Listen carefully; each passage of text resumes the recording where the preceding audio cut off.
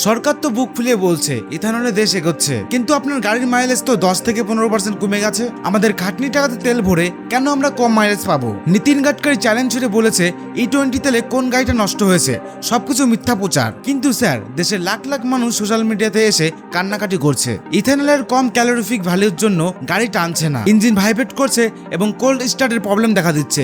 কিন্তু এর জবাব কে দেবে?